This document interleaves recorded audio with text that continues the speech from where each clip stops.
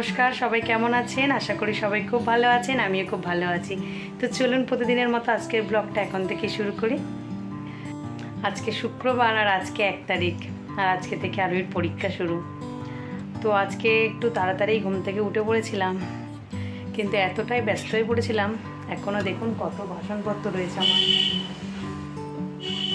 আরবির বাবা ডিউটি বেরিয়ে গেছে, আমার রান্নাবান্নাও কমপ্লিট হয়ে গেছে। আজকে একটু ডিমের ঝাল আর ভাত করে দিয়েছি, আর এখন বসিয়েছি একটু ডাল সিদ্ধ, যেটা আমি দুপুরে খাবো। আজকে আমার নিরামিষ, কারণ কালকে আবার আছে বড় বাবার পূজা, তো সেই কারণে আজকে একটু গাছপালাগুলো না জল দিতে হবে। বাড়ির ভিতরে যে গাছপালাগুলো বসানো ছিল মানে টবের মধ্যে, সেইগুলো না শুকিয়ে গেছে দেখছি, টবের এইগুলো মাটিগুলো।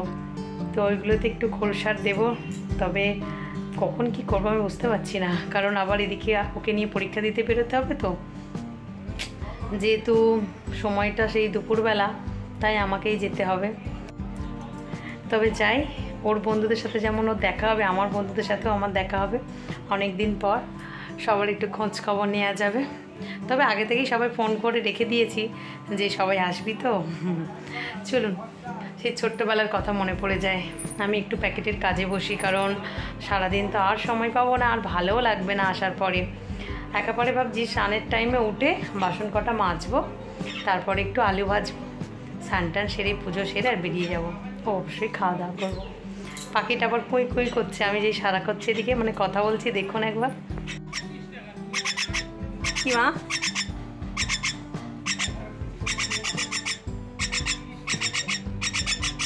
আর ওইদিকে বই পড়ছে, চলুন তো একবার দেখি। কে কমপ্লিট? কেমন হবে পরীক্ষা মনে হচ্ছে? কেমন হবে? কোশ্চেন পেপার তো পড়াশোনার ওপরেই দেবে নাকি? যেগুলো চ্যাপ্টারে দিয়েছে সেগুলোই তো দেবে। তো তুই কতটা তৈরি করেছিস? হ্যাঁ, কনফিউজ আজকে?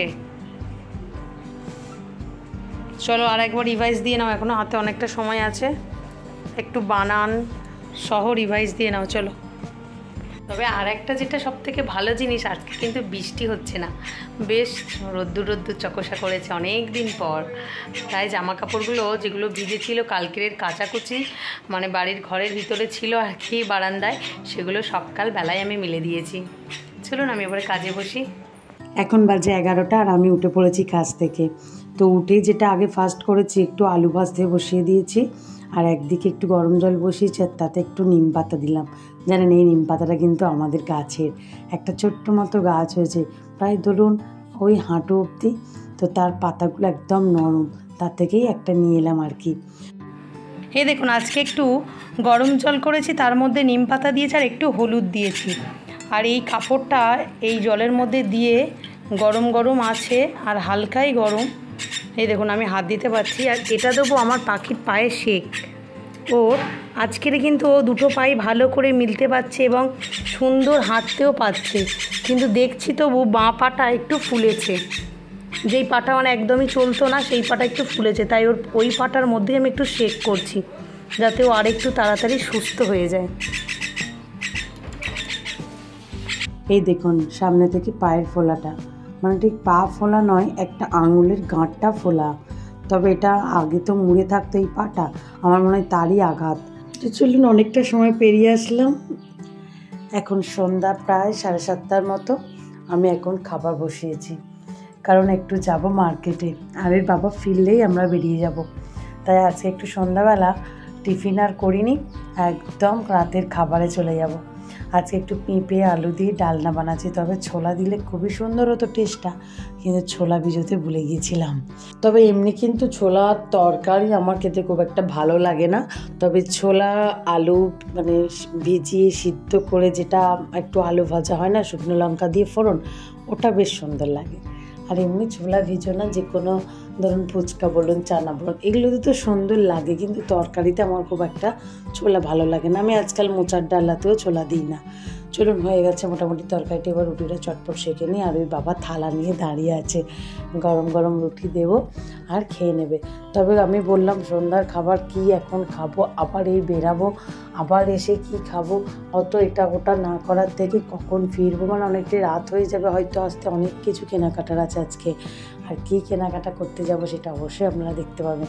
চলুন, আমার রুটি মোটামুটি বেলা হয়ে গেছে, এই কটাই গরম গরম চটপট সেঁকে ফেলি।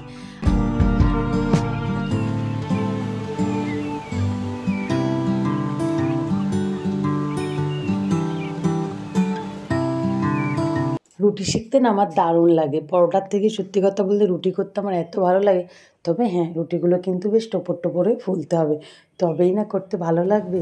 তো মোটামুটি ফুলেছে আজকে রুটিগুলো জানেন, আর আমি খুব খুশি। আমার হাজব্যান্ড আমার পাশে থালা নিয়ে দাঁড়িয়ে আছে, আর রুটি যদি না ফুলতো কি বাজে ব্যাপার হতো বলুন তো, তাহলে আমি এতদিনে কী শিখলাম, তাই না? তবে হ্যাঁ জানেন, গরম গরম রুটি দিয়ে যাই তরকারি আপনি দিন না কেন, সবটাই সুন্দর চেটেপুটে খাওয়া হয়ে যায়। তবে হ্যাঁ, আর ওই বাবা কিন্তু এই পেঁপের তরকারি, কুমড়োর তরকারি একদমই পছন্দ করে না, কিন্তু আজকে দেখলাম নিজে থেকেই বললো তাহলে টিফিনে মুড়ি না খেয়ে রুটি কয়েকটা খেয়ে ফেলি। তো তাই চটপট ওনাকে 3-4টে রুটি সেঁকে দিতেই উনি পেঁপের তরকারিটা নিয়ে রুটি খেতে শুরু করে দিলেন। আর এদিকে আরোও নিয়েছে একটা রুটি, কিন্তু তার লাগবে মুড়ি। সেও আবার পেঁপের তরকারি পছন্দ করে না, সে কিন্তু আবার একটু কুমড়োর তরকারি পছন্দ করে, কিন্তু আজকে করেছি, খেতে তো হবেই। চলুন, তো এসেই গেছি, খাওয়া দাওয়া সেরেই গল্প করতে করতে চলে এলাম।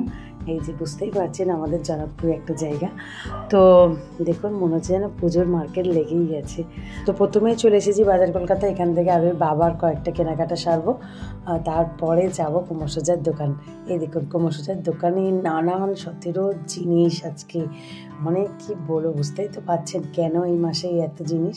আর আমি কিসে হাত দিয়েছি এটা দেখেও বুঝতে পারছেন কি কেনাকাটা করতে চলে এসেছি। বাঁক নেব, কালকে আমরা জল ঢালতে যাচ্ছি বাবার মাথায়।